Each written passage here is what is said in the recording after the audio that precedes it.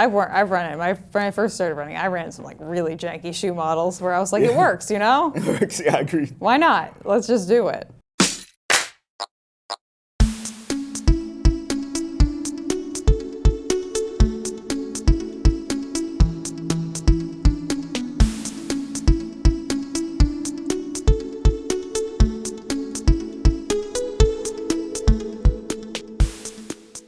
Hello, and welcome to Runnah, running on Cape Cod, Massachusetts and beyond. I'm Juliana, your host. Welcome back, friends. This week, I am really excited because we have one of our Falmouth now natives, and also a recently completed 50 marathons in 50 states completionist, maybe? Completionist, maybe? I don't know how. What does it say? It says finisher? Finisher? Yeah. We have Ian Fernandez. Welcome, Ian. Hey. Yeah. Hello, Joanna. I'm excited to have you. I think this you. would be fun. Thanks for having me here. Yeah, I mean, we met, like 3 or 4 months ago when I came up on you on the bike path, and I was like, hello, friend, and you were like, go away. I know. That's true. I was like, who's this girl? I was like, this girl looks familiar. I saw her in the At one of the running club things or something. Yeah.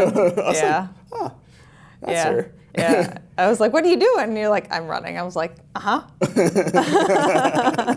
That's awesome. Which is more than fair, but I'm super excited to have you here with me today. Thank you so much. I feel like I don't know anyone else I don't think I know anyone else who's completed the 50 marathons in 50 states. I know some of 50 half marathon completionists, but I like not to belittle that in any capacity. That's still very challenging. It's challenging, yeah, I agree. But I think you're the only person I know who's done all the 50 marathons in 50 states. That's very impressive. Thank you. Yeah. But let's first talk about your origin story when it comes to running. Where did little baby Ian start out? Like where's the running come into your life? So I first started running. I'm from the Philippines. I sweat a lot. So I'm scared to go to the gym, and because when I go to the gym, I just flood everything. So and the only thing I think about good exercise for me to be fit was go running. Yeah, going outside and like running and not having to worry about like how much you're sweating. And Yeah, stuff. yeah. Yeah, I feel you. And my first job in the Philippines, they have a running club and been running. I'm doing a lot of races that time, but it's mostly 5 and 10Ks. Is that common to like have a running club like at the place that you work or like near the place that you work in the Philippines? It's more like a HR thing that they want to do, have people engage in like a community, make people stay in the job. Which did work for me because I left. Yeah, I was gonna say, I feel like you probably don't have that job anymore. Yeah. Now, how old were you when you started running? That was like 2021. Yeah. Oh, 2021? No, 21. Oh, 21. 21, yeah. I was like, wow, you finished all 50 still. No. Like, I know you're a little bit wacky. And we were kind of already talking about just the speed at which you went through completing some of these marathons. No. Like time, like days apart wise, not necessarily I don't know what your marathon times typically look like. I feel like you're probably in the same realm as me, like somewhere in like the 3:30 to like 4:30 range. Not anymore. Oh, okay. 4:30. Yeah, I agree. Yeah. My PR was 3:37, and then the recent one was 4:11. So. Yeah, that sounds about right. Like my first marathons were like closer to like the 3:40 range, and now we're kind of hitting like the 3:50, 4:10 range, give or take, depending on the day. Depending on the day, agreed. Yes. Yeah, and the course and everything too. True. But so you start running while you're working in the Philippines. Yeah. And what kind of happened after that? Because clearly you're not in the Philippines anymore. I went to grad school and also in the Philippines, and then I gained a lot of weight also because just the stress of going to grad school. I eat a lot, but then I was working on a job with the University of Hawaii. Okay. Yeah, and then when I finished my master's, I got a job there, and then ever since I moved to Hawaii, I always have like a fire in me that I want to do a marathon. I want to do a marathon one day, and then my friend did a marathon 1 year, and then I was like, oh, next year I want to do one. Yeah. That's why I signed up for the Honolulu Marathon. Yeah. In 2016. That was your first marathon? That was my first marathon. Oh, okay. Yeah. And you're clearly from, I can only guess, one of those people who like, you finish the marathon and you're like, I could do that better. Like, I would like to do that again. Yeah. Like, no matter how challenging it ends up being. I mean, the first year was like, oh, I'm might not do it again. I was like, and then the next day I signed up for a race. Yeah, so stupid. That sounds about right. That sounds about right. But yeah, so you run the Honolulu Marathon. You clearly already have, like, I mean, if you run in one of the states, you have a state down. But you have probably one, I would say, for most people, one of the more challenging states down straight out the gate. It's Hawaii, definitely. Yeah. Yeah. But the thing about my initial goal was, like, after I finished Honolulu, my initial goal was to run a marathon in every island, like every county. Oh, okay. And then I was like, oh, well, there's only 4 counties in Hawaii. Yeah. It's like, and then I signed up for Maui, and then I signed up for Big Island, and then I was like, I finished them. Oh, it's done. Yeah. And then the 2 years after 2016, like 2018, I was like, oh, maybe I should venture because I'm finishing my Kauai this year. Yeah. And then I signed up for, because I'm having like a work trip in Oregon. Oh, okay. And then I was like, oh, maybe I should do a marathon when I'm working on my work trip. Yeah. So that's why I signed up for my second out of state which was in Arizona, which I did the Lost Dutchman Marathon. Oh, okay. Yeah. That's interesting. I feel like you've reached a certain level of crazy when you're like, I'm going on a work trip. Not only am I going to work on this trip, but I'm also going to run a marathon. I agreed. I did that a lot. Now, what do you do for work? So I work as an engineer at Woodsole right now. Oh, okay. I'm doing the same work when I was in Hawaii. So I'm working on HF radar that map ocean currents. Oh, yeah. I mean, it makes sense that you went from somewhere that's largely like aquatic, like ecosystems, like Hawaii, to another largely aquatic ecosystem like Woodsole, kind of Falmouth area. Yeah. That tracks. That makes a lot of sense. I mean, they're both expensive, but I do love my job. So yeah, it sounds like to me like the running.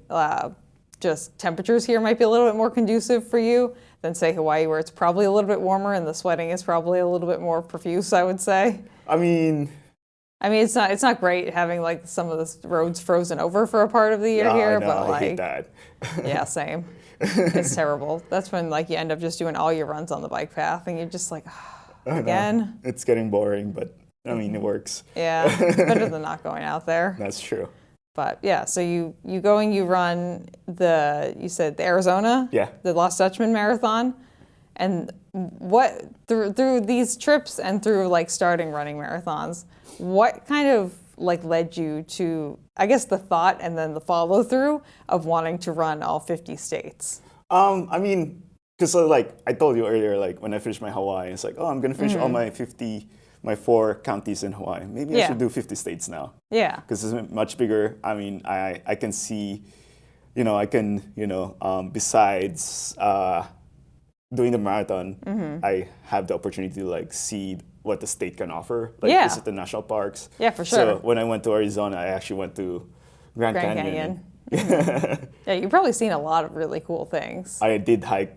The next day after the marathon, I went to like the Flatiron Mountain.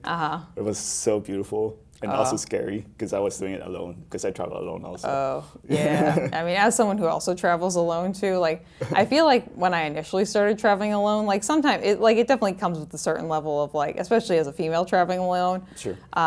Like nervousness because you don't really know exactly where you're going. Agreed. But it's just, I feel like it's so empowering. Correct, yes. Once you actually like get kind of like into a groove with traveling alone and just build up a little bit of that confidence muscle. True, I agree with you. Yeah, correct. Because now, I mean, I've been traveling alone now for at least 5 years and like, I don't really want to travel with other people now because I'm like, what, I have to follow your schedule? That's dumb. I'm not going to do that. I mean, you can't do a lot of things when there's someone there. No offense, people. Oh, yeah.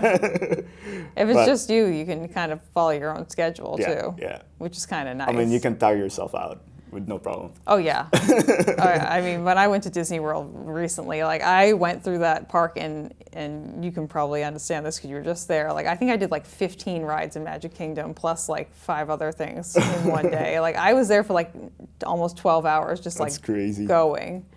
Which is exhausting at a baseline, just being in the Disney parks because it's so overstimulating. There's a lot of lines and people. Yeah, it's a lot. It's a lot of lines. Did you get to go to the parks when you were down there recently? No, sadly, I just went to the marathon.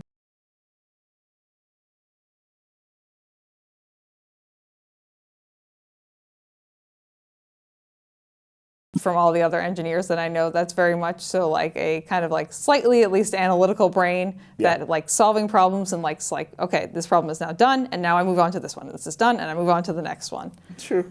I agree. Yeah. And just like always trying to like improve on the process as well too, I'm sure. Yeah. Yeah. And I mean, everything is still a learning experience for me. Yeah. I mean, I've done 70 marathons. I still learn a lot every time I do it. 70 marathons. That's a lot of marathons. Holy crapola. Wait, I don't know. Yeah, maybe 70. I forgot. That makes sense to me math-wise, because if you did the 50 states and then you've run other ones here and there. I mean, I did Hawaii 13 times. 13 times? Yeah. Holy crap. Jesus. So I tried to like do all the races in Hawaii, like all the marathons and half. Yeah. It sounds like you did. I mean, there might be some since you moved away that have since started. You never know. I mean, there's at least, I think, one that I haven't done because they canceled since COVID. So, okay. Yeah. Do you have family that lives in Hawaii? Not anymore. Okay. My aunt died when I left. Oh, so I'm sorry. It's okay. And the rest of your family is still in the Philippines largely? I have family in the Philippines. I have family in Texas and Connecticut and New York. Yeah. Oh, okay. So you're kind of spread out all over the place. Yeah. Isn't a bad thing. Yeah. Some of them went with me to Tokyo, which is kind of nice. Yeah, that's super exciting. Well, that's something that doesn't necessarily fit into the 50 states thing, but it's still like really freaking cool. They actually never saw me run a marathon, so it's just kind of... Oh, really? Yeah. That's so interesting. I mean, I think my family's seen me maybe 3 times, 4 times maybe. But I haven't run as many marathons as you. Okay. I haven't reached that level of insanity yet. We're working on it. Right now I'm training for an ultra, so we'll see how that goes. Ooh, yeah. Scary. Yeah. It's really not that much bad. It's worse. It's on trails and it's a 30 miler, but like as you know from running like Disney or like any of the big marathons or even Tokyo, which I will say like the Tokyo, like walking to and from the starting line, definitely not as crazy as like the one in Boston and Chicago and like New York. New York, yeah, it's much better than the other 2. Yeah, it's just a lot more like organized and just well run. And oh god, I saw like your stuff for Tokyo, and I knew you were in Tokyo, and I was like, I want to go to Tokyo. I miss being in Tokyo. It was so fun being in Tokyo. Yeah, it's a beautiful place. I like the food. I mean, I do love ramen. Yeah. Really good way to put it. There's just people everywhere. Yeah, both sides of the road. It was tricky in one way because I had to stop for a water station and people were just pushing you, which is kind of like, I mean, it's not a bad experience, but I understand how they feel, even though I give my sign like I'm gonna stop. Was it the people who were handing out water that were trying to push you along? No, it's the runners. Because I'm trying to do a stop, and I want to make sure that I'm not. I usually leave my hands when I do my stop. Yeah, which I feel like is a respectful and like universally accepted signal of like, hey, I'm stopping right here. Yeah. But then I do understand that they're doing their run and they're on their pace, and I mean it's all crowded. Yeah. Tokyo is like, it's crowded, but not in the way that like New York is, where it's like overwhelmingly crowded. Yeah. Like it's just like Tokyo is crowded, but it feels like you can mentally manage the crowd there. Correct. New York City, you have no chance of mentally managing the crowd or anything around you in New York. Yeah, New York, I forgot because I got a fever that day. Oh, really? So you were kind of like up on a cloud the whole time? Yeah. I heard like that. That's definitely interesting. Yeah.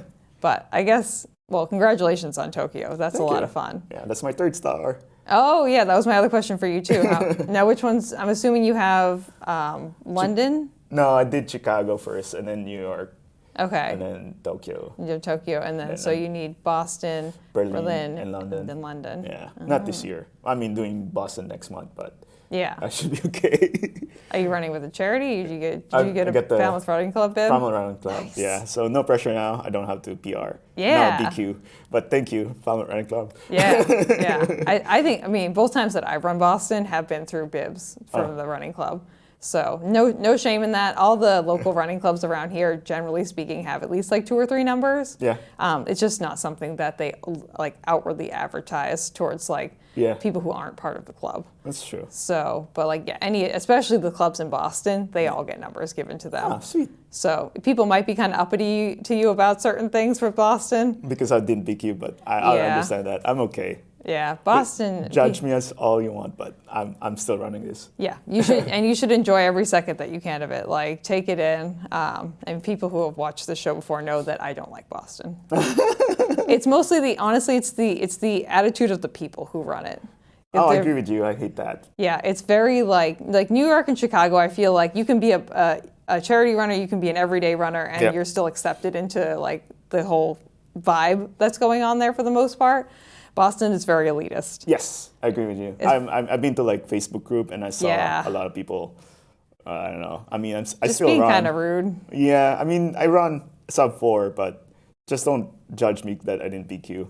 Yeah, that's the whole thing. It's just like, did you work for it? It's like, and I think also people don't understand that like any way you get into a marathon, you're still working for it. Agreed. Especially Boston, like even with a running club bib, like you have to earn that. You have to be volunteering with the club. Yeah, I did a lot. You have to. Yeah, that's the thing. It's like you didn't just get handed the bib. Yeah. You put in the work, and that's part of the whole process of getting the bib. I mean, no, I did the job. The first things most, I volunteered because I enjoy doing it. Yeah, yeah, but it is still like it's still your time that you're giving. Yeah. I mean, even with like charity runners who raise money for charity, you're still like it's a lot of work to charity fundraise. Like I'm fundraising for my second time ever for Berlin. Yeah. And like it's hard. It's hard. It's really hard. Like I remember the first time I fundraised and I ran New York.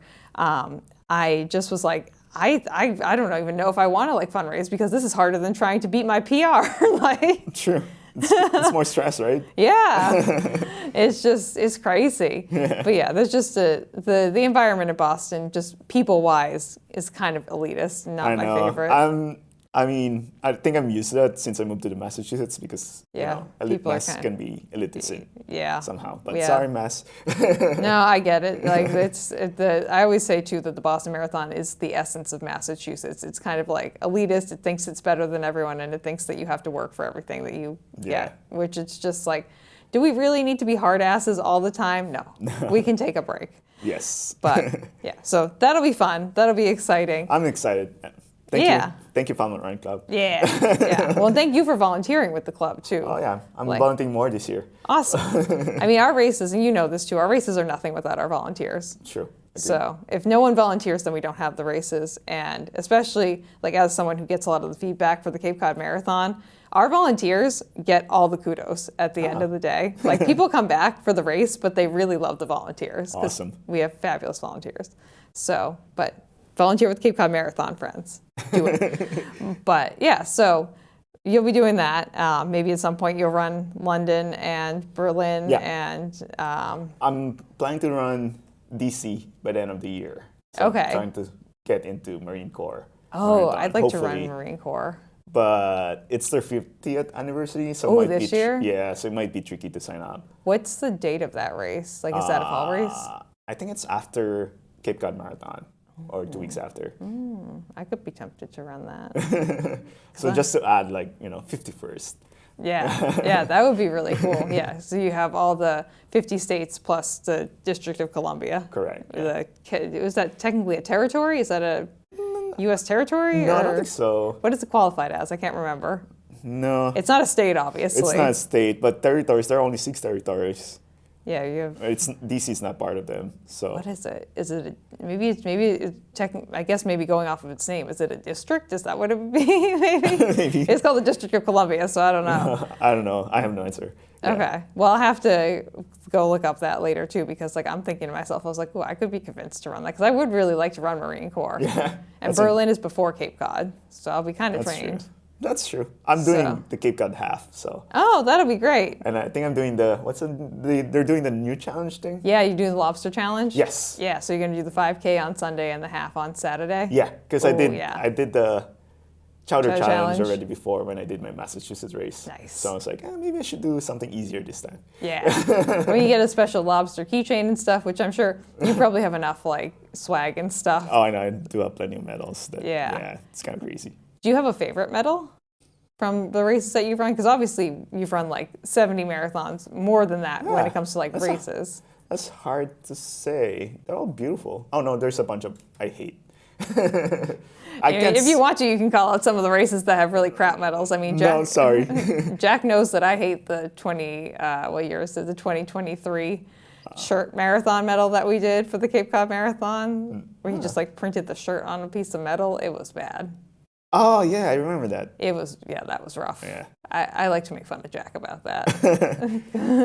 I don't know. There's a bunch. So the Mercedes-Benz Marathon in Alabama, it's the logo of the Mercedes-Benz. Which Oh, is kind of okay. cool, and it glows in the dark. Oh, okay. And it's like just as big as like a Mercedes-Benz logo? Yeah, yeah. Oh, that's kind of fun. Yeah. And what else? I don't know. I mean, I do have the Little Rock Marathon? Yeah.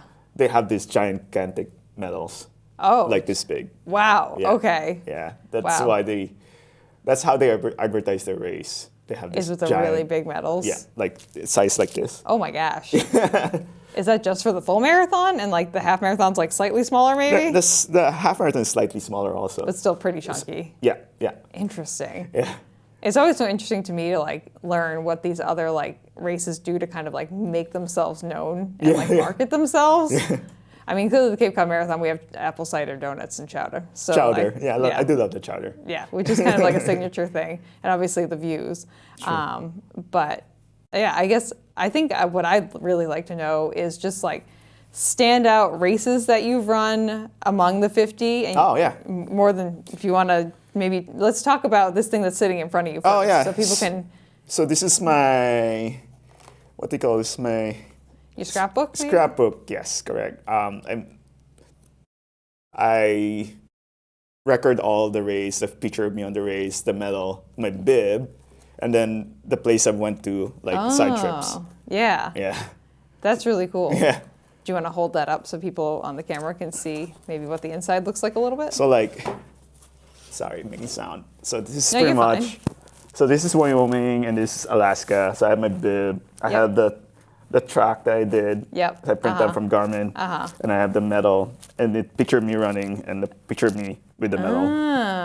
And then on the back of each state, there is a photo of what I did. Like for Alaska, I went to go, what do you call this? Ice climbing. Ice climbing, And you met some reindeer? Yeah, I met some reindeer on the on North Pole. So like there's a town in Alaska that's called North Pole and they have this park where you can do the reindeer. And then I went all the way to the north. Oh, wow. Yeah. Look at you. You're just like a pro adventurer at this point. So that's kind of the idea of this having. Yeah. Give me like an idea, memories for me. Some of the state, I actually never, sorry. Are you good? Some of the state, there's not much to see, so no offense to other smaller states. Yeah, some of the smaller states don't really have too much going on. Yeah. Going back to your questions. One of my favorite races, actually, I did enjoy Chicago. Okay, like the Chicago Marathon, correct? Yeah. Okay. I don't know if you meant like the state, like the one you did in the state somewhere else. I didn't do anything in the state, actually. I just eat the, deep dish pizza. But the reason why I love Chicago, it's my first sub 4. Okay. It took me a while to do that, but that's a good memory to have, though. Yeah. Chicago's a great marathon too. Like it's just. It's a marathon where it's easy to get to the start and the finish line because it's a deep course, and it's not hard to get to that park. Yeah. Because the L train is pretty reliable. And then, I did PR by 30 minutes. Wow. Yeah, so that was kind of awesome. That's fantastic. That's exciting. Yeah. And then, the other state that was surprised was Kansas City Marathon in Missouri. Because it's my first time going to the Midwest. Oh, okay. I thought there's nothing in the Midwest. When I came, I was like, oh, this is beautiful. Yeah, there's some nice stuff out here. There's like hundreds of fountains in here. They're pretty. Fountains? I've never been there, so I wouldn't know about the fountain count, but I'll take your word for it, No, it's very beautiful. It's a hilly course. I remember doing Kansas City because I did the I-35 challenge. So I-35 challenge is like you're doing 2 states in 2 days. Oh, so okay. I did Kansas City. I'm doing a work trip also on this trip. Yeah, so I'm just kind of assuming that most of these trips you're going on work trips at the same time. Yeah, so like I went to Kansas City, I finished the marathon, and I drove 3 hours to Des Moines, Iowa. And you did the marathon up there too? The next day. Oh my gosh. So that was my first back-to-back. Sorry. back-to-back, some people say back-to-back is like 1 week apart or 1 month apart, but the real back-to-back is like days apart. Days apart, yeah. Well, I mean, that's exactly why you were able to do the Chowder Challenge, that's too. True. It's kind of, it's like it pretty much is an ultra at that point. Sure. Like, you've definitely, in my book, I can do an ultra. Yeah, you've done our ultras already. Like, the fact that you're doing that many miles, like back-to-back days, that's already an ultra right there, so. True. Well, you have to think, most people, like, they don't even go running the day afterward they finish a marathon. So being able to do, like, pick yourself back up and go do another full marathon, like, a day or 2 days later, like, that's pretty hardcore right there. But yes. Yeah, I would say just, like, badass, you know? It's painful, but I did train. So when I did my training for my first back-to-back, I actually trained I do, like, twice 10 miles Saturday, Sunday, twice 15 miles Saturday, Sunday, those kind of things. So I just want to make sure that I'm ready for both. Yeah, for both days. Sure. Yeah. Yeah, definitely. I mean, when I did the Chowder Challenge training, I kind of did like a similar thing where I would do like, I think I maxed out at like 15 and then 24, like leading into the training, which kind of like works out to the same amount of mileage between it, just like a little bit more on the Saturday, a little bit less on the Sunday when you're in the training runs. Yeah. But yeah, I mean, it definitely is. It's challenging, but you can definitely do it if you have your right mindset, you know? Correct, yes. And Advil. Just kidding. Yeah. And some really heavy painkillers. And maybe some hallucinogenics. You never know, especially if you're like going out into the mountains. You could find some stuff, I'm sure. I'm not encouraging you to do drugs, friends. No. You're an adult, hopefully. Chocolate milk helps a lot also. Doing back-to-backs. It's definitely like that perfect sweet spot of like carbohydrates and protein. Yes. Which is definitely, it's nice, it's because it's easy to get too. You can usually walk into any supermarket, even like any like convenience store. Yeah, I chug a bottle. And find a bottle of chocolate milk there. Yeah. And it works a lot. It helps a lot. Yeah. It's not good though if you run after drinking it. It's bad. Yeah, no, I wouldn't do that. I would do it after you're done, just because I can't imagine having dairy and then going to run. Yeah. That would not be pretty. No, it's not. That would not be pretty. But yeah, so any other races? I mean, obviously all these races have memories, but any like stories that are kind of standing out to you that you want to tell about some of the races that you've run? Standing out. Mm-hmm. So another one of my favorite was the one in Minnesota. Okay. Did you do Twin Cities? No, the one up north, the Duluth one. Oh, Duluth. Yes, you did. I forget. Did you do Grandma's? Yeah, I did Grandma's. Grandma's, yeah. Yeah. I wanted to do Grandma's at some point. I haven't gotten that far yet. I mean, I started late because the line for the restroom was too long. I think anyone who's run more than like 3 or 4 races / marathons has had that happen to them at least once, where they're like, I was in the porta potty line, so my start time is like, and then you have people who are probably watching you on like the app or whatever it is, and they're like, why didn't Juliana start? You're getting text messages, are you okay? It's like, and then you're trying to like get into the porta potty and get to the starting line, and your phone's blowing up. You're like, leave me alone. I'll talk to you later when I'm done. It's a fun race, downhill. It's a fast race also. I didn't expect that. I had a good time on that race. I think I did 1:43, I think. Wow. No, not 1:43, 3:43. I said wow, and then I really heard what you said, and then I was like, Elliot Kipchoge can't even run that fast. That's a little bit wild for me. And then I think my 50th state really stand out as well because I did I did the Disney World Marathon. No, I did the challenge. Oh, you did the dopey. Yeah. Oh. So I did a 5, 10, half and full in 4 days. Yeah. How was the Disney Marathon experience? Because I haven't run any of the Disney Marathons. Yeah. I don't really have an inclination to do so, and I'll tell you why. Because I've run a lot of the virtual. People have done GoPro videos of themselves running it, and it seems to me to be a lot of like service roads, and not really any crowds. And there's not really anything to like. It's not like I'm fine not having crowds and like having like beautiful views, like kind of like what's in your scrapbook and stuff. Like that's fine. But like having a gross view on a flat, not exciting course, like where there's no crowds either. I'm kind of just like. I mean, that plus the price point doesn't make me super inclined to do it. No. But I do have friends who do it every year who love it. So like I see both sides of the coin. But where did we fall?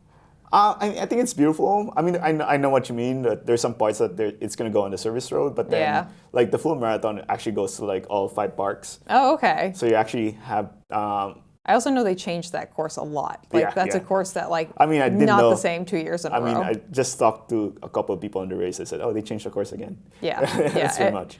My friend who runs it every year pretty much told me that without fail, they change at least part of the course every single year. I'm like, oh, okay, cool.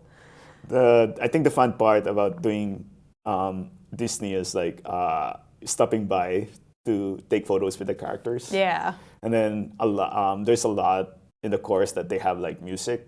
Oh, okay. Yeah, so like DJs and stuff? No, like music of, classic Disney songs. Oh, okay. Yeah. And then, that's fun. And also they have like TVs to show like films, like classic Disney movies? Yeah. Ah. So one of my favorite part of the race, like I was in mile 22, 23, and then they started playing the sound Hakuna Matata. Yeah, and like it's mile 23, you're all in pain.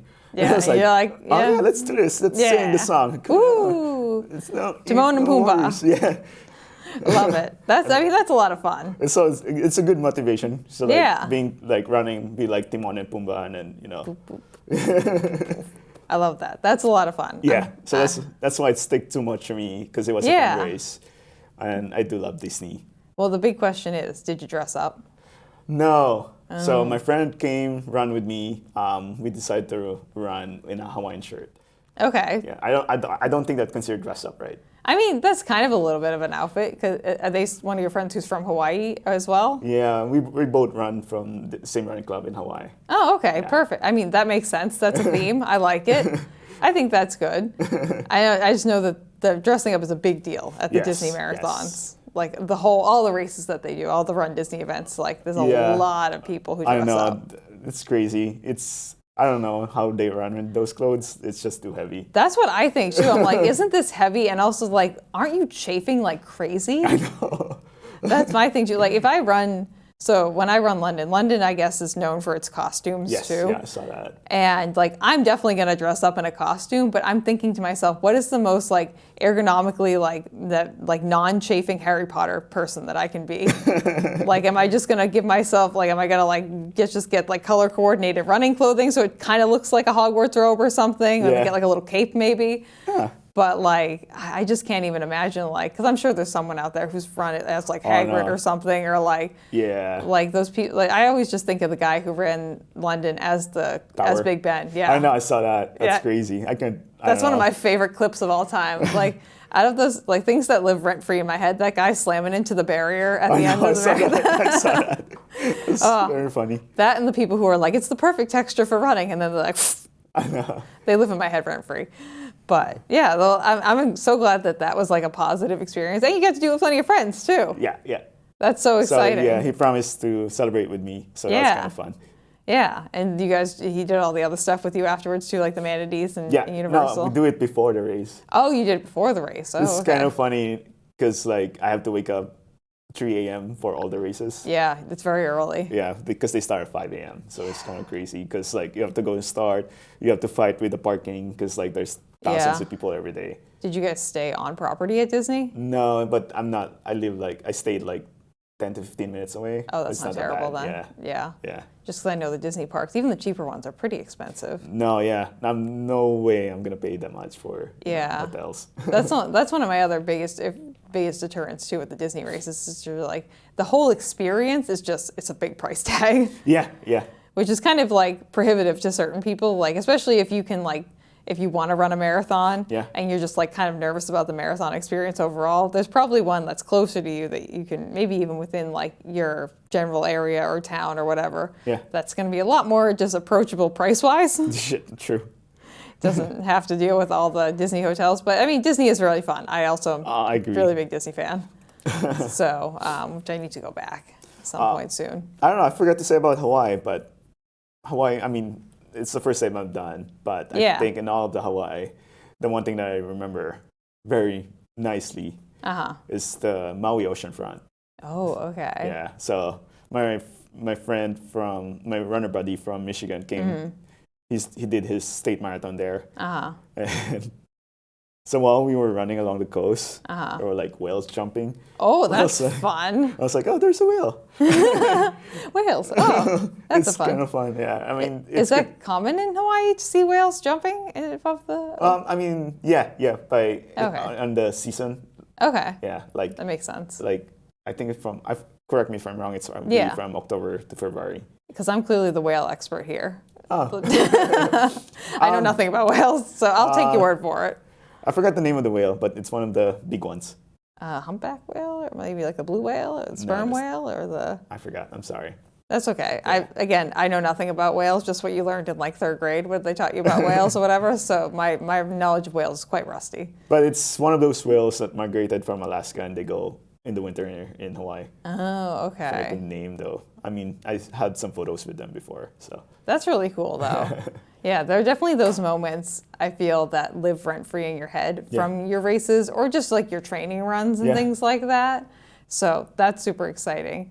Are there any other like moments that are sticking out in your head from maybe some of the races that you've run where you're like, wow, that's something that just like I think about all the time? So there's when I did my second time around in California, that's the one I bought the shoes.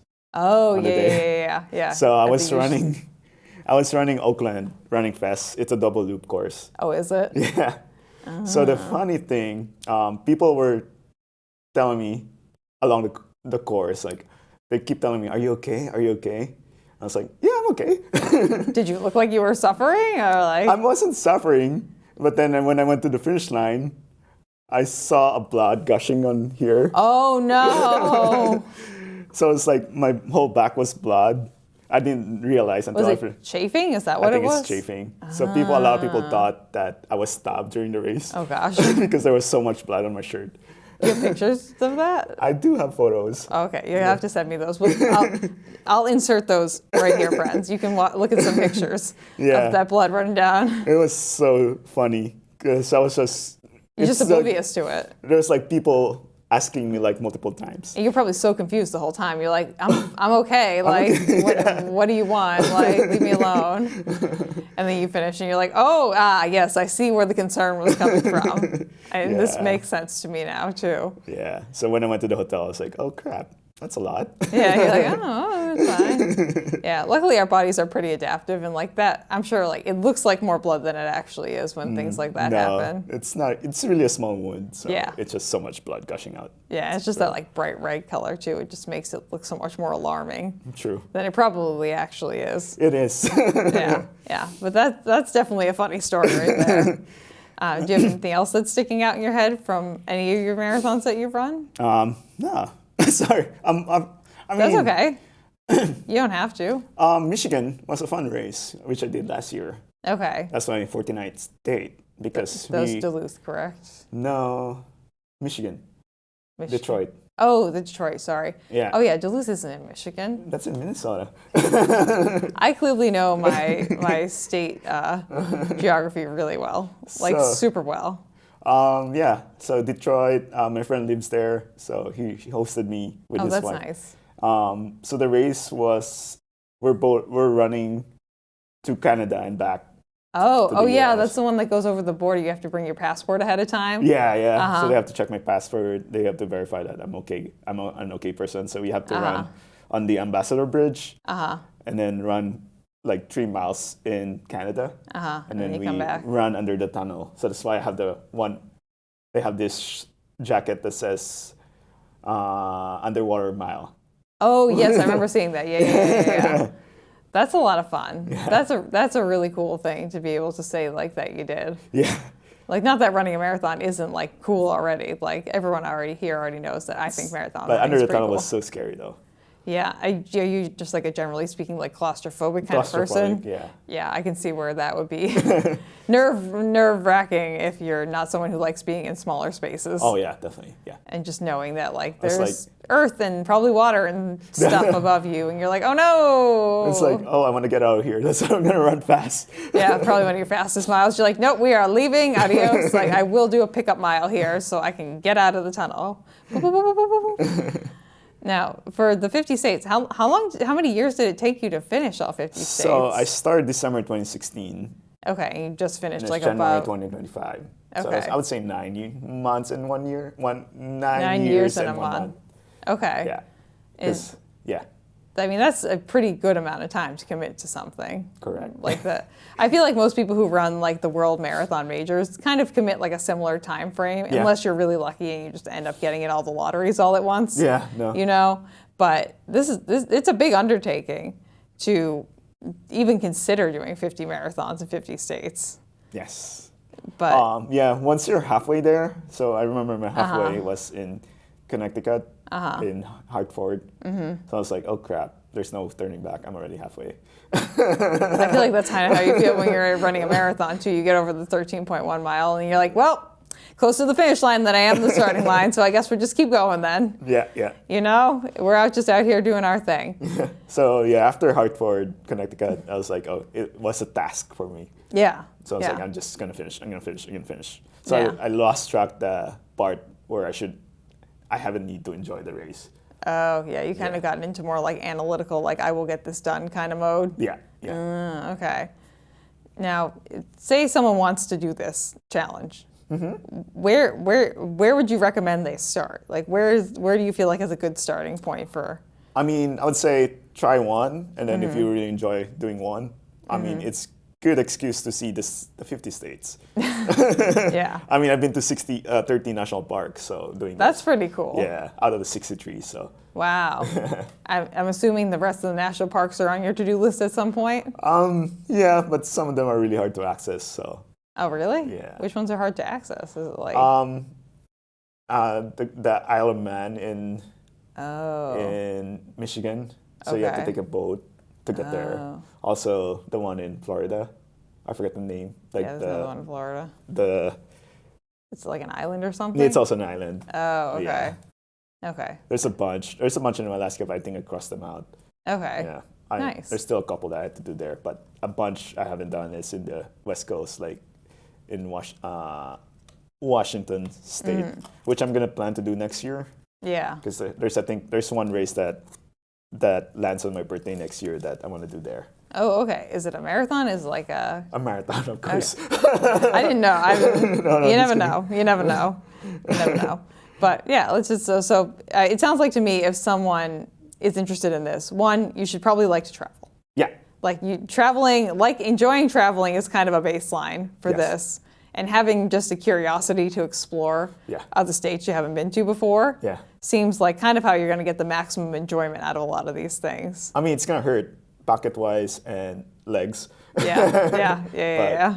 Learning from different cultures, different states, different people was kind of, I mean, I'm an Asian guy going to like everywhere. Yeah. So it's kind of refreshing to see, perspective of people when you go to another state. Yeah, I think it's interesting kind of looking at the United States versus a lot of other countries because our whole country is it's bigger than Europe. Correct. And I have friends who live in Europe too, and I'm sure you do as well, yeah. where they're like, oh, I'm just going, like they live in like Germany, and they're like, I'm just going to France this weekend. And it's like a 2-hour drive from where they are in Germany. And I'm just like, and then they're talking to me, and I'm like, oh yeah, I have to drive across Massachusetts, and that's like 3 hours. And they're like, how is that further away than another country is? That makes no sense to me. But a lot of the European countries are the same size as some of even the smaller states that are here. So I mean, we can go to Connecticut in an hour or Rhode Island. Yeah. I mean, I have a friend who lives in Finland who went to one of the other, I think she went to Sweden. It was like an hour boat ride to Sweden. Oh, that's not bad. Yeah. I'm like, oh, yeah, that's the same. It takes less time to go to Sweden than it does to go to Boston, you know? But yeah, it sounds like being adventurous is part of the deal. Part of the prerequisites for doing this. Because if you don't want to do any of the other stuff, I mean, you can go run the race, I'm sure, and just run the race and go home. Yeah. But like, what's the fun in that? I agree. I mean, also tasting the food. Yeah, and just like experiencing the culture that is like all the different states. I mean, it's not different country. I mean, they're all Americans, but it's different in every way. Yeah, people from Massachusetts are not the same people that are in like Texas and the same people who are in Wyoming and then Hawaii. Like those are completely different human beings. Yeah. We might all like loosely speak some format of English, but like for the most part. Yeah. But it's just, we're all very different humans. Yeah. Did you come across any like challenges when you were trying to complete this? What kind of challenges? I don't know. It could be interpersonal challenges, like maybe some kind of like navigating some of the cultures some things you didn't anticipate happening. It could be like challenges around traveling itself, like logistics. It could be maybe challenges that you had with your running, potentially, like getting on a plane and then having to run like less than 24 hours later. Oh, yeah, no. The hard challenge I've done is like driving. If I'm doing a back-to-back race, I think I've done 4 of them. Yeah. The challenge was driving to the next state. Did you have to get in your car like right after you were done running the first marathon? After chugging the chocolate milk, yeah, I have to drive. Yeah, so it was like finish the race like 1 to 2 hours later, like get in your car. Yeah, because I have to get to the bib pickup. Bib pickup at the same time. I just want to make sure I have my bib before the race. Yeah. Yeah, that's one of the challenges. One of the worst experience when I did my first back-to-back. When I did the I-35, I actually fell asleep driving, which is bad. Oh no, don't do that. It's a learning experience for me. So it's kind of scary. Yeah. But it's good thing it's it's a highway, but there's not much allowed cars like, when you go to Boston and stuff. Yeah, it's not like if you accidentally doze off for like 3 seconds, you're going to hit a car. The next car is probably like way far in front of you. Yeah, so it's kind of, just don't do that. Just make sure that you're awake, take coffee. Yeah. Yeah, have some kind of caffeine, get some sugar in your system. Yeah, so those are the challenges. And also like when I did my back-to-back, when I did Louisville and Ohio together. Oh, okay. The challenge was like I was super in pain when I did Kentucky.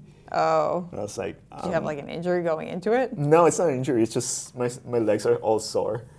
I feel like that's fair. I was like, I told myself like, if I don't wake up tomorrow morning, it's okay. If I don't do Ohio, I'll just do it next year. Yeah. I was like, but then I wake up. And you're like, I'm gonna do it anyway. And then I took an Advil, and then I ran faster than my first day. Which is also funny because Ohio, like the Flying Pig Marathon, is a Healy course. Oh, okay. Oh yeah, now remember, it's also one of my favorite races. Oh, okay. So, it's funny how things work out like that sometimes. Just like you're thinking like, oh, this is going to be terrible. And then you have like a great day. And then you're like, oh, today's going to be a great day. My training cycle was great, everything. And then you just like, something weird happens or whatever. I remember when I ran Chicago, like I had a really great training block going into Chicago. And like I showed up, I was like, today's going to be a great day. The weather is good. Like I had a nice time hanging out with my friends the last couple of days who live in Chicago. Yeah. And then at mile 19, I started drinking my fluids that I have in my water bottle that I carry with me. Yeah. And what had happened, those little silica packets that like dry out things from the inside that they put in things to make sure they don't grow mold. There was one in the bottom of my water bottle. I didn't realize it. Oh. So I drank it and I actively dehydrated myself. And, oh no. And I ended up being like peg legging it through the end because I couldn't bend my knees anymore because I was just like. That hurts. But it wasn't a bad race overall, but like it just took an unexpected turn that no one could have ever predicted, Yeah. And sometimes things like that happen. Yeah. Like unexpected experiences. Is there anything that sticks out into your head that was kind of like an unexpected experience throughout this entire thing? Or maybe just like an unexpected conclusion that you came to at the end of this? Thoughts, feelings? No. That surprised you? I was like, most of the question next for me is like after 50 states, a lot of people asking what's next. That's pretty much. Well, I think you've already answered that here. You want to do the national parks. You have some other races on your bucket list. You're going to do the 6 stars. Yeah, the 6 stars. I think my next goal was just to, I want to do the 50 state sub 4. Okay. So you want to train a little bit, like just a little more speed work and then try and... I already did 24 out of the 50 states which are sub 4. Oh, okay. Yeah, so it's not that bad. I started really bad on my first few years because, I'm just... Yeah, you're just starting out. You don't really know. Yeah, I didn't really know. And I'm not... my genetics is not a fast runner. Yeah, same. I'm not. No part of me is like built to be a speed runner or like a 2-hour marathoner. Absolutely not. Yeah. Absolutely not. If I can finish, so that's good. That's all I'm really looking for. I think the thing I have in my mind was like, there's also a club that calls the 100 Marathon Club. Oh, okay. Is it kind of like the 50 States Marathon Club? Yeah. Okay. So I'll probably do something like 100 marathon at 50 years old, and I have 12 years to go, so which is good. Oh, okay. I was thinking like you have to run 100 marathons in 1 year. I mean, it's not impossible, but it seems slightly aggressive. No, like in the next, I have 30 left to get to the 100. So. Yeah, I mean, given the speed that you're kind of working through these things, I think that you can do it. No, I believe in you. I'm gonna try slow down a little bit. I'm not doing 16 marathons again in a year, so. You did 16 in 1 year? Yeah, I did it twice. Twice? Yeah, I did 16 in 2018 and I did Jesus, 16 Mary and Joseph. in 2023. Yeah, people say I'm crazy for running like 2 marathons a year, pretty spread out. I do one in the spring and one in the fall. Yeah, that's the plan now. I mean, like, come back to me later because I've just started to bite the bug of ultra marathon running. And that's kind of like snowballed really quickly. Yeah. So, which you're definitely doing a format of for sure. Like, it's not like the traditional ultra marathon, No. I'll say, where it's like you do like 100 miles in a day or whatever, like consecutively. Or whatever you want to do? My training cycle was bad. For this one? I mean, for all the the one I did, ones? the one I did with 16 marathons. Yeah. I didn't do the default 15 miles a week. Yeah. I didn't do that, but. I mean, you're definitely getting enough mileage for sure. But the good thing about that is like I treat my previous marathon as a training marathon. Yeah. Training for the next one, but then. The bad thing about that is that most of this marathon, it's not that I'm doing one every month. Yeah. I'm actually doing like 2 multiples in 1 month. Like I did 4 in 1 month. I did 3 in 1 week. That's very like I think what I'm thinking right now is that that's not only physically taxing, but mentally taxing. Oh, it was. Like I'm thinking, because yesterday I was out running, I did 21 miles and I got to the end and I was just like, physically, I could have gone further because I always just like to ask myself, whatever my goal distance pace is, if I stop now, do I feel like I could keep going? And the answer was yes. I could keep going. The answer to do I want to keep going was no. And so I was like, I could either get greedy and like keep going, or I could just like listen to what my brain was telling me and say like, this is what we planned for the day, Juliana. But I got to the 21 and I was like, I'm done. Which one are you training for? So I'm running, I have 26 Point True, which is in Boston. It's the non-official Boston Marathon. It's a Boston Marathon that goes within Boston. It's put on by the Pioneers running group. It's a fabulous running group. Okay. And then I'm running the Watapa 50K in May. So. That's so soon, right? Yeah, I know. Yeah, it kind of is. I mean, I'm mostly ready. I did the 21 miles I did yesterday were like mostly on trails too. So. That's awesome. Pretty happy with it. Yeah, I hate trails though. I only started running trails about 6 months ago, and it took me like a month and a half to kind of break into it. And now I kind of like it's a nice break from having to go against cars. That's true. Yeah. It's just sometimes it's just nice to just like be somewhere that's a little bit less people and car heavy. I found. But it definitely, I'm definitely more of a road runner than I am a trail runner for sure, 100%. I would say the same thing for me. Yeah. I did a couple of trail runs. They're just too much thinking for me. That's the thing too. It's a lot of. I feel like for me like solo running, trail running is kind of a little bit better. But when I'm road running, I love being around people. Oh, that's awesome. Because I like to talk to people, but like what I've found is with trail running, you're thinking so much about where you're putting your feet and everything else that's going around that I can't talk to anyone because my brain is like very occupied. So yeah, that's the problem. Because the reason why I want to running because I think a lot in my work. Yeah. And running in the road, I don't really have to think. I'm just gonna go straight forward. And you can think about whatever is going on in your head too. Yeah. That's what I find too. I was like, I'm running trails like 1 or 2 times a week, which is good for me, but like, it doesn't give me much thinking space. Yeah, because you have to think where do you have to step. Yeah. And I don't want to fall something. I don't want to break my ankle.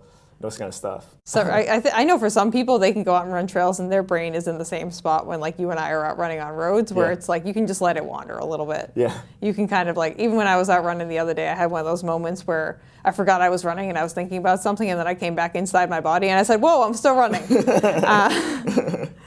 Which is just kind of like a nice thing to do once in a while because then you can just like work through your problems in your head. That's true, yeah. Which is great. Or talk with your running buddy. if you got one, which we'll definitely have to hook up for more runs at some point too. Yeah. I think that'll be good. But yeah, it's definitely, it's very mentally taxing to do trails. It's fun, but it is also like a lot of mental gymnastics and physical gymnastics. I mean, it's beautiful to see nature. Oh yeah. Yeah.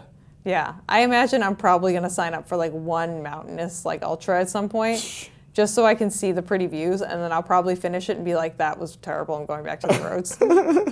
Like I'll have parts that I'll enjoy, but then I'll be like, nope, I think the roads are for me. Yeah, I did a couple of half marathons in Hawaii, like trail runnings. Yeah. I mean, I still do it, but it's still crazy. It's not your preferred like venue for running, Yeah. which is fair. I mean, there are plenty of people who really love the treadmill. There are plenty of people who really love running on a track. People really love the road. Some people really love the trails. Yeah. Wherever you feel like find your like happy place with running, I feel like that's where you should enjoy your running. Yeah, I agree. Because there are no rules. There's no rules. To like, you can run. I'm sure there's someone out there who only exclusively runs on sand, or someone who lives near like out near the beach near us, but maybe like longer, more runnable stretches of beach, and like they really love running on sand. And I'm like, you know what? More power to you, my friends. That's not my calling. I almost ate shit yesterday when I was doing my trail run, and I ran around an area that had a lot of sand. So, but I mean, not the worst texture to fall on. But I know. I've done a couple training runs on the sand. It's crazy. It's hard to run on sand. Yeah. You have no traction at all. No, just keep going down. It's like, it's good exercise though. Good. It works a lot of muscles. Works a lot of muscles, but it's also good for your knee. Yeah. Well, yeah, because it softens the impact. Yeah. Which I have noticed with like the trail running too. I definitely have like stronger lateral like side muscles as opposed to just like this kind of straightforward motion when you're running on the roads a little bit more. True. But it's kind of like pick your poison, you know. Kind of like pick your poison. Well, I mean, yeah. The good thing about me right now is just I'm also going to the gym on group classes. Even though I hate going to the gym. Yeah. As I told you earlier, I sweat a lot. But then I do love group classes because there's less judgment about there. Yeah. So the good thing about going to the gym is I actually have to build my other muscle groups. Yeah, same. Yeah. Same. Do you go to one of the gyms around here? I go to Upper Cape CrossFit. Oh, okay. Yeah. Wow, CrossFit. That's fancy. Big old badass over here. I know. I'm trying to make sure that I'm not gonna injure myself. That's why even though I'm doing a lot of stuff in there, I'm so happy with how much I've improved for the past few years. Yeah. But I try not to, overdo stuff because I don't want to get injured because I still love my running. Yeah. Well, I think it's a good back and forth too because like even like with my ultramarathon training right now, like I've made sure I go to the gym like twice a week, do some heavier lifting. Like every night at home I have a little PT routine that I do and some stretching. Oh, I need that. Yeah, I mean I've had a hip injury recently, so like I have very specific like stuff with that too where like I know like it's been proven to me via my body that if I don't keep up with it, the hip pain's gonna come right back. So I'm like, okay, we got to do that, Juliana. I have to go back into that. I know I have some pains right now. Yeah. But I know what the cause is, and I know which muscle group I need to fix. Yeah. But I'm really bad on stretching and massaging my legs. I need to do that more often. Runners we're terrible about that. We're so bad. Like it is like comically funny. Yeah. Like how terrible we are about stretching. I know, I'm so bad. I feel like the only people who actually do like their stretches are like the pro runners. Yes. Who are like forced to by the coaches that they're working with. And also they have massage therapists. Yeah. Oh my God. I would murder to have someone at my house waiting for me with like just set me up with the Normatec boots and then put me like massage my back for me. Oh my God. I wish I had the same thing. If someone wants to know the way to my heart, that's it. Just like be there waiting for me after a long run. Be like, I'll massage your calves for you, Julianne. I'd be like, yes. yes. Oh my goodness. With all your running, have you found that there are any kind of recovery strategies? I know you talked about the chocolate milk is a big one for you. Mm-hmm. Anything else that you found that has kind of carried you through all this, or has it just more or less been like a learning process, kind of like? It's still a learning process. Mm-hmm. I mean, the recovery process after a marathon is just keep moving. Yeah. That's why I always go with something like, oh yeah, I just did a marathon yesterday and I'm going for a recovery hike. Yeah. And my recovery hike usually goes to 7 miles, and it's up on the mountain. Yeah, I mean, I'm definitely a big fan of like moving the day, especially after the day after. Maybe, I mean, even my last full marathon I did the Clarence DeMar Marathon up in New Hampshire. Oh, yeah. Which was fabulously run. Oh, it's beautiful. Yeah, I did that one. Yeah, absolutely stunning. that area where you come out on the, what the heck is it? Between those two mountains, where you come out and on that bridge. It's at the dam. Yeah, the dam. That's the beautiful one. Oh my God, I had to like stop and look around. I was like, oh my goodness, wow. But I came home to the Airbnb I was staying at. I took a nap and then I went for like a 4-mile walk around town afterwards. But like my body feels so much better when you get the junk out of your legs and you don't just like let it sit there. Yeah. Like even this morning, like I got up and I did another 8 miles this morning. You know, it's I haven't done anything. I'm sorry. You don't have to apologize for anything. I also fully understand. Like you and I are living on like a similar but slightly different like level of insanity. So you know it's more than fair. I need to do better though, because you're fine. Yeah. You just ran Tokyo. You good? That's fine. But yeah, it's just I'm so like motion is lotion. You know, movement is you don't move it, you lose it. Yeah, correct. And I've just found with my body too, like the more I kind of keep it in motion, the better it is. Like, I mean, even with this like higher mileage training, like I feel way better now than I do when I'm running lower mileage because my body is just moving. Correct, yes. And like, you have to be kind of aware of everything that's going on around you. Like hopefully like your shoeing, your gear choices, like the weather, dressing properly, given whatever you're like, if you know you're going to sweat a lot, wearing something that's going to breathe well and carrying enough liquids. I usually have my headband for the sweat on it because it distracts me when salt comes into my eyes. Oh yeah, that's painful. That's painful. Yeah. I think we've all had that before. Where I try to avoid put sunblock on my face also because that's really bad as well. Yeah, you don't want to get skin cancer. We don't need that. Well, I'll probably get skin cancer because I didn't put sunblock.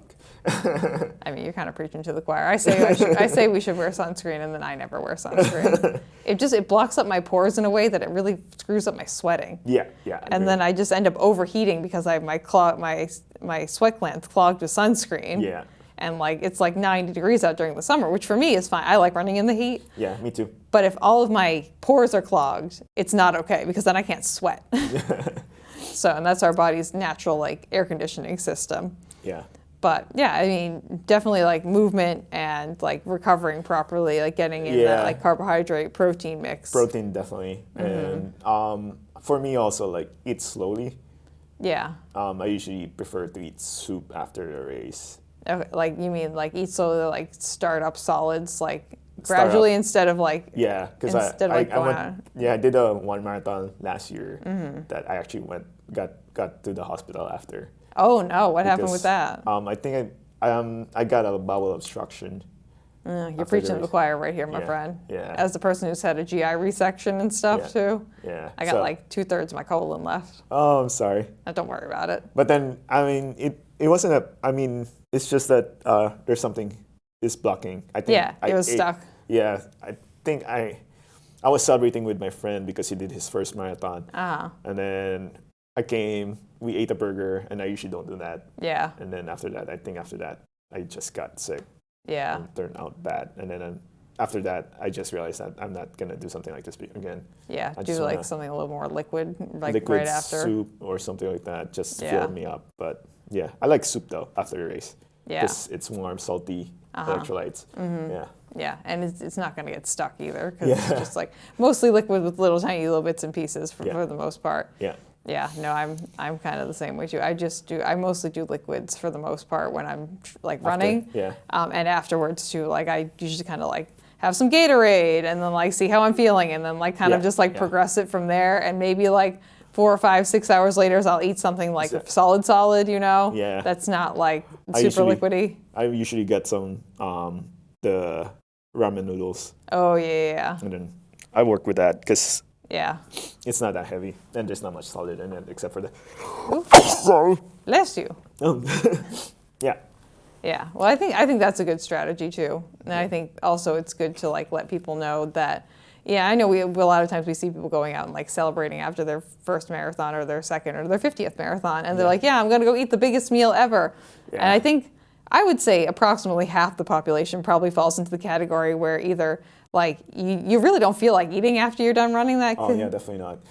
Yeah, I people are like, oh, you're gonna go. I'm like, my stomach is not feeling right now. I just jostled my intestines for around 4 hours. Yeah. Like, and just imagine putting yourself in like a shaking machine and just like shaking yourself like. I think that's the thing that happened to me because it was shaking.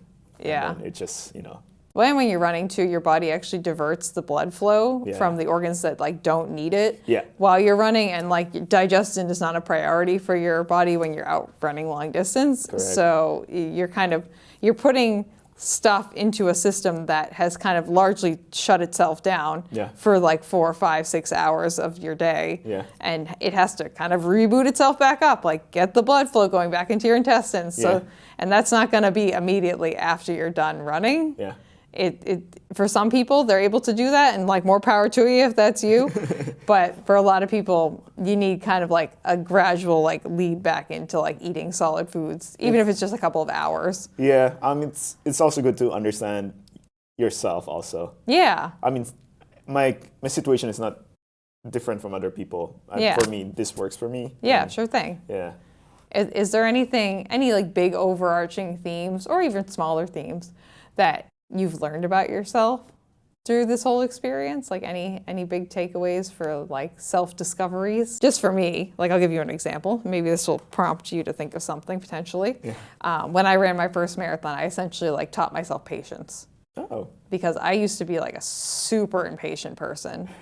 And like part of the process of me running my first marathon was me realizing you can only be here. Mm-hmm. Like no matter how hard I want to be in the next mile, or how much I don't want to be in this current one, I can't speed up that process. Like my legs will only move so quickly. Yeah. And no matter what, if my desire to cover that distance is more than my desire to quit, I have to just be patient, and time will pass. Agreed. Yeah. Like if the future and the past and whatever history has taught us anything, is that time will keep on passing. So I think going back to what's going on. So what you said, I think for me the learning thing I learned from doing all of this stupid crazy marathons is like I do well when I actually enjoy the race. Yeah.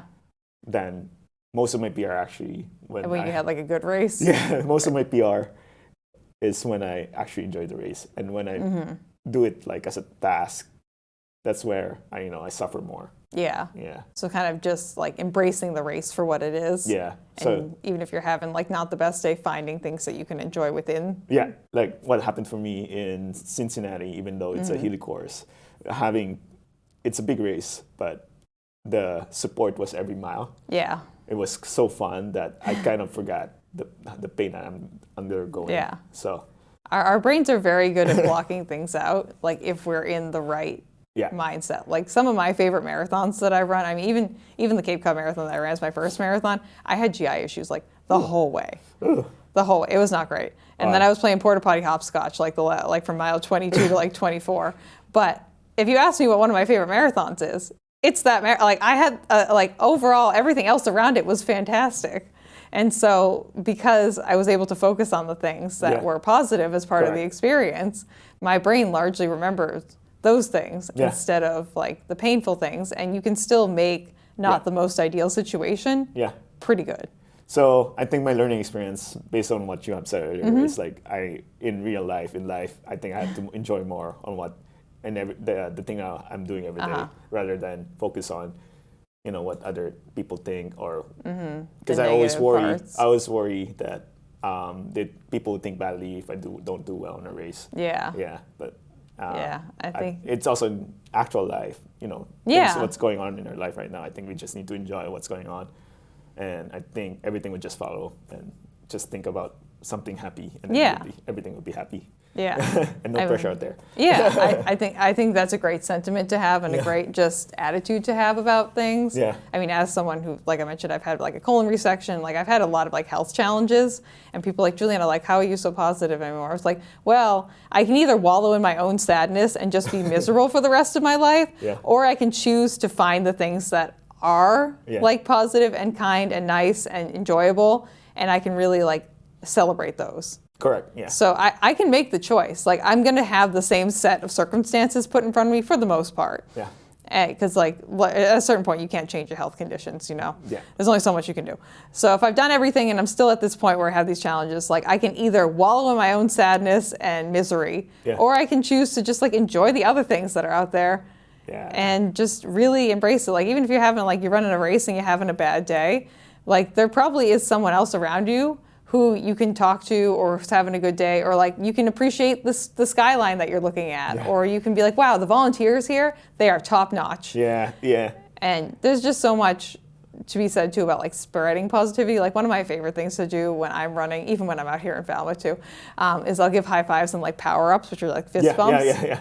And so even this morning when I was out running, I gave this woman a high five, and it just brings so much just like energy and joy into just that like one little moment that even if you can get like a little power surge from something like that. Yeah, agree. That's not even like, it's not a complicated thing. We can all give a high five and a fist pump, you know? It's not any kind of revolutionary idea, but it's just the act of choosing to do something, even if you're having like a really, really, really crappy run, just trying to be like, wow, I'm glad that it's like, I can see the sun today. Correct, yes. Just like finding something positive to think about. Yeah.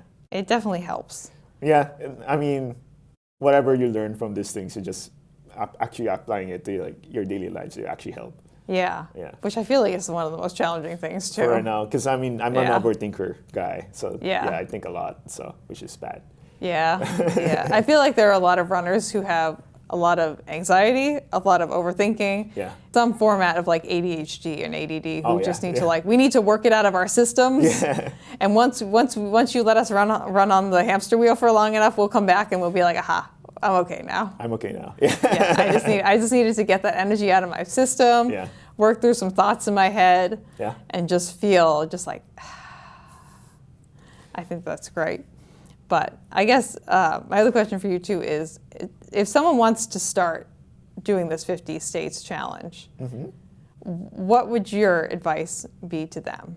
Like if I came up to you, I was like, hey, I think I would like to run the 50 states. Just commit to it and everything would just follow. Because it's going to be painful, but once you're there, it's just satisfying. Yeah. You have something in goal. You have a goal that you actually complete. Which is kind of fulfilling. Yeah. I mean, I have a bunch of friends that I know that they're doing their third round of 50 states. Third round? Wow.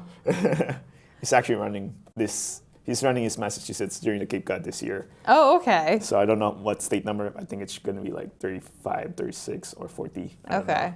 But did he sign up already? Yeah. Okay. I hope so. Okay. He told me. Okay. I was going to say, well, if he didn't, or if he wants to let me know ahead of time, I'll do like shout outs for people while I'm announcing the finish line. Yeah. I'll let you know if he's coming and then you'll shout out his name. Yeah. Let me know when he's going to be, like approximately what time frame he's going to be coming in, give or take, and then his name, and then I'll shout him out. Because some people will actually write on their entries because they give you an extra box for if you want, like write like it's my birthday or something like that. Yeah. People will write in. We've had a fair few number of people who have done their Massachusetts either half marathon or full marathon with Cape Cod, because we are one of the highest rated Massachusetts marathons. Thank you much. I think we're third to, because we have Boston obviously. Yeah. Boston's like consistently rated number one. I think mostly just because of the legacy of it all, you know. Yeah. And Bay State, us and Bay State kind of go back and forth between who's like the top one in Massachusetts, give or take on the year and how people are feeling about things. Yeah. If there's a big push for BQs, usually Bay State's kind of the way to go because it is a pretty flat loop course. Yeah. It just because of the loop, it makes like doing like course support. Like if someone wants to come out and like hand you bottles, it makes it a lot easier. I'm actually debating if I'm going to do a marathon in every county in Massachusetts. You could. But I mean, only available race.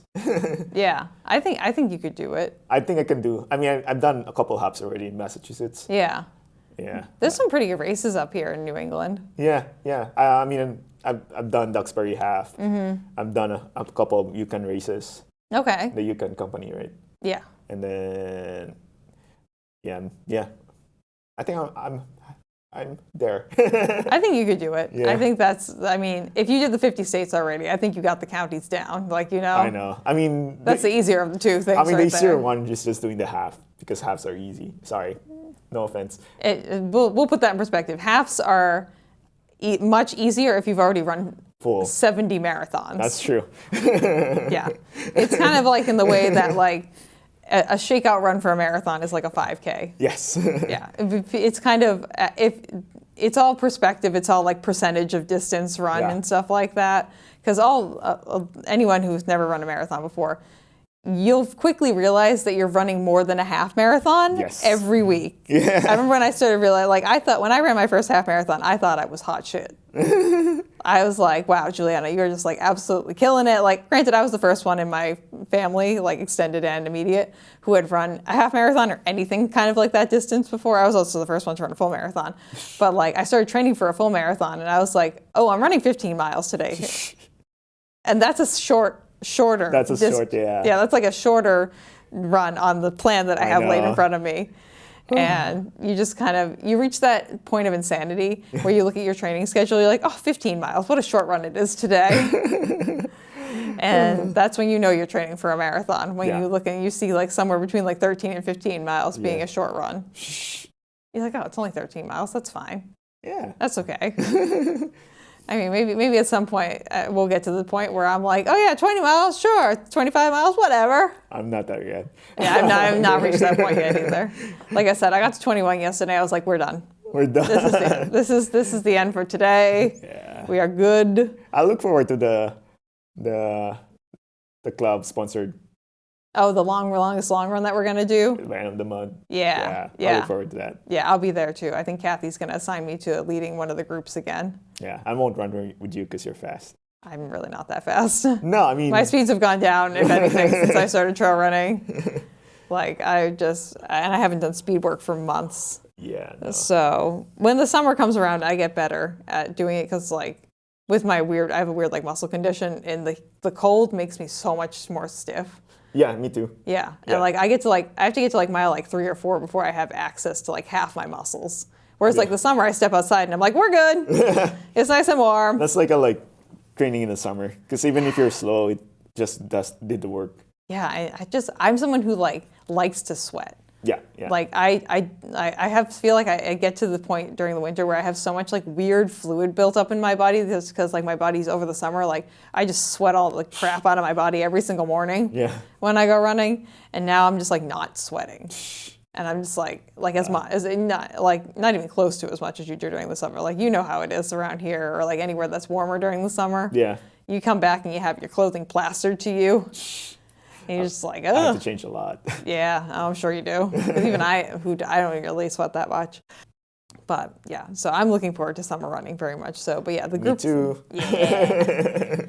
The group long run that we do is a lot of fun. Yeah, I'll do that. I'll be there. Yeah. And anyone who's watching, the Falmouth Running Club does the longest long run in the fall in preparation for Cape Cod. And in spring. Yeah, in preparation for like Boston and other marathons around that time frame. So we'll be doing that shortly, probably when this episode is coming out, like that week or the week after. So that'll be exciting. So hopefully people will show up to that. I think that's March 25. That's based on the email. Is that what it is? Yeah. Okay, I have to talk to Kathy. I have to see her for some other things this week too. So working on getting some of the ball rolling on the Cape Cod Marathon stuff. Sweet. It's very exciting. But okay, so I guess we'll kind of wrap it up. Any other thoughts and feelings about like running the 50 marathons? Anything that you'd like to tell people if they're looking to run the 50 states, or maybe just, hey, I love running or something like that? I mean, if you're doing 50 states, it's either 50 or half. I just encourage people enjoy, you know, the culture and meet people, and also, you know, discover new sites.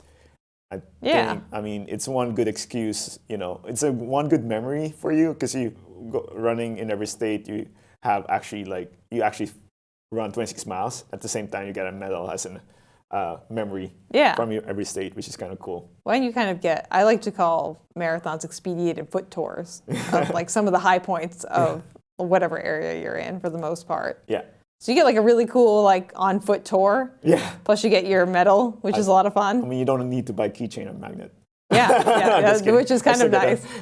You paid enough money for the entry usually, where you like the smaller races aren't like super duper expensive, nothing compared to Disney, but it's still like usually 120, 130, 150 bucks. I paid for one of my race, like Idaho, I think I paid $40. That's pretty good. I know. That's a steal right there.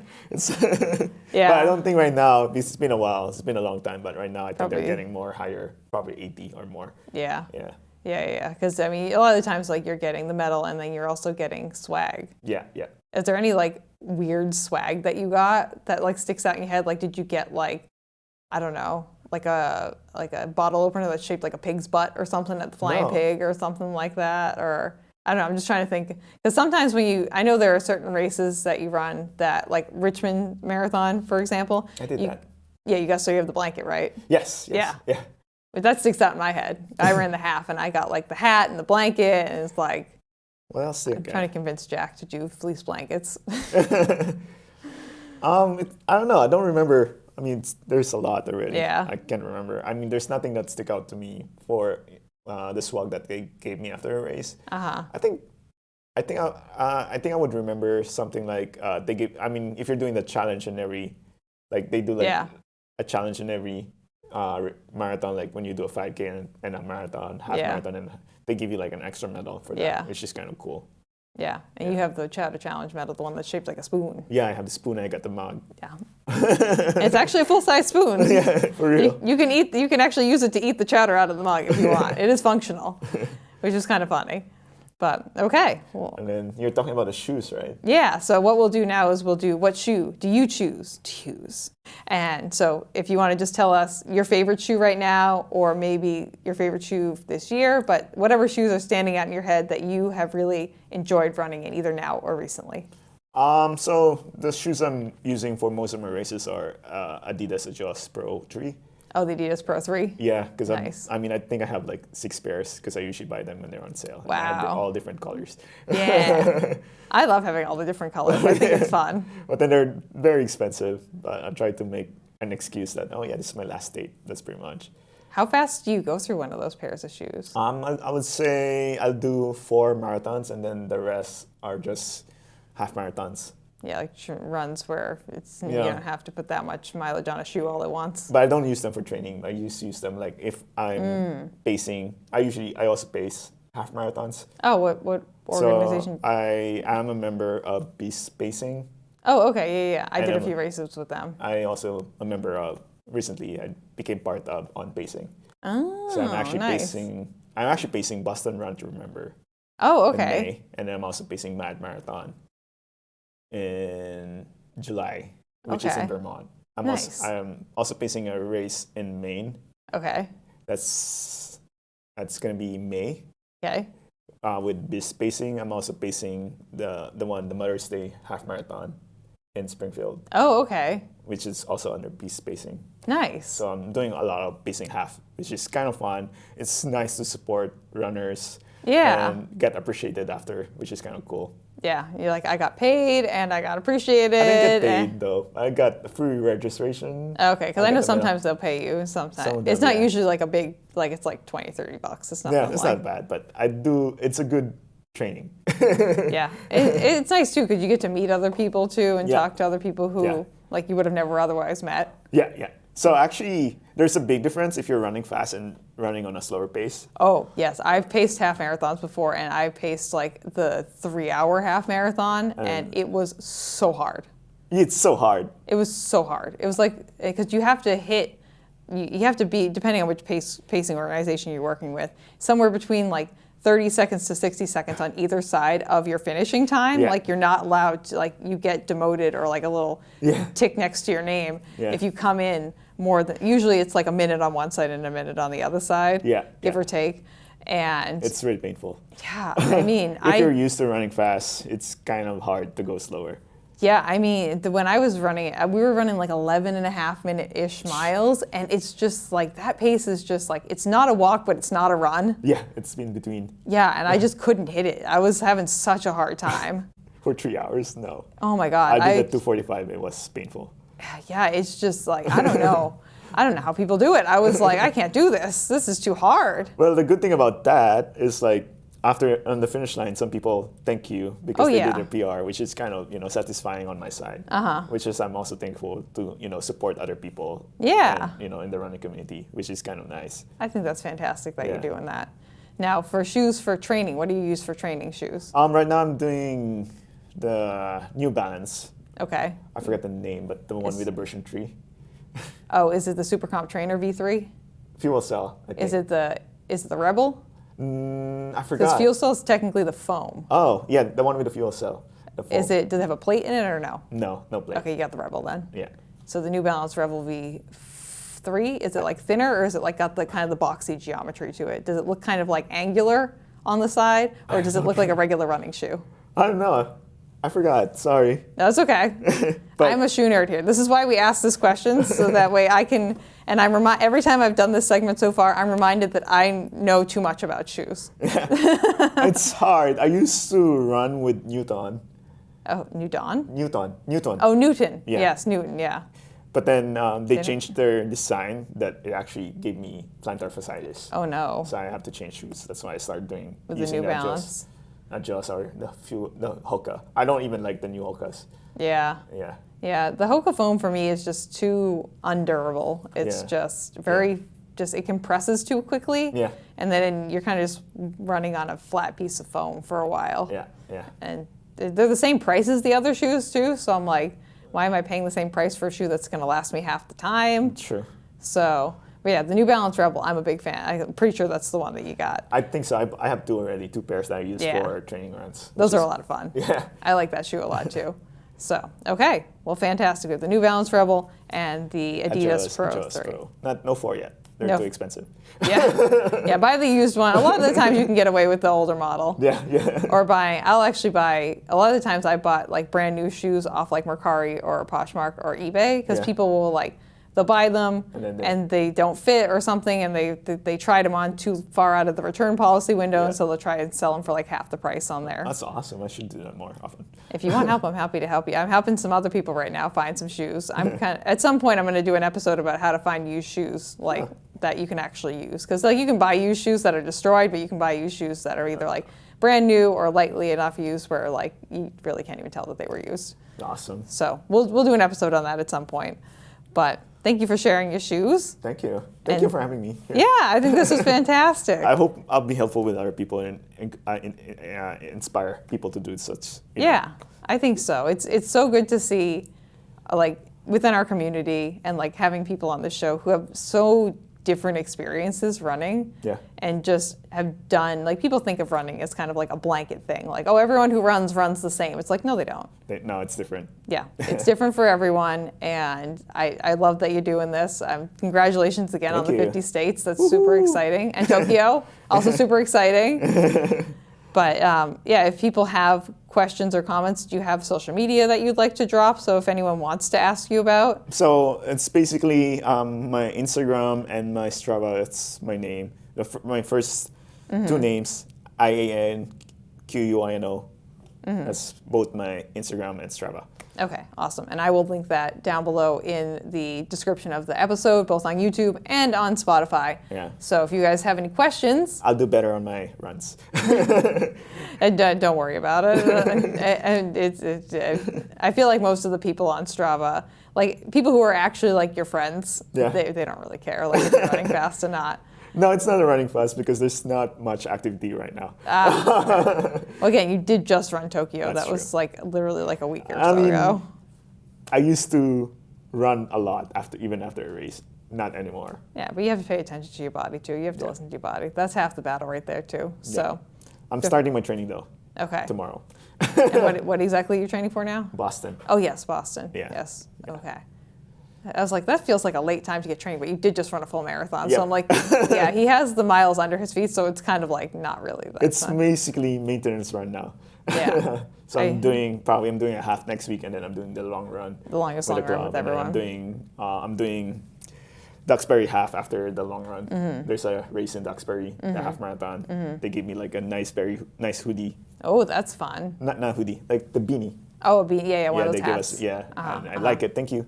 That's where we're at. We love it. Absolutely love it. Well, thank you so much for coming on today. Thank you so much. Thank you for having me here. Yeah, it was great.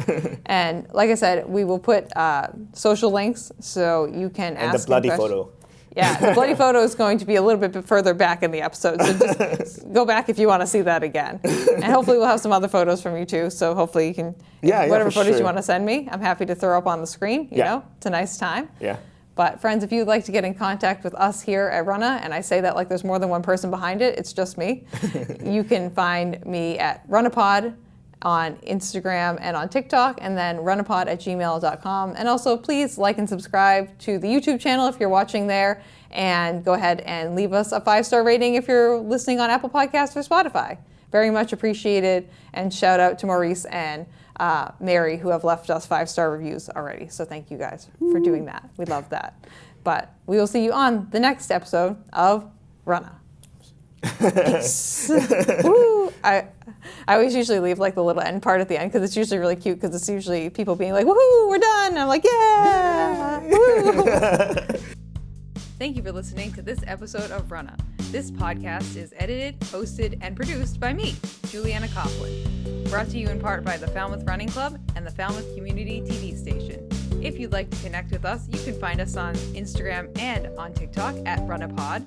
And you can send us an email at runnahpod@gmail.com. And our original theme music was brought to you by the one and the only wonderful Jeffrey Hutton.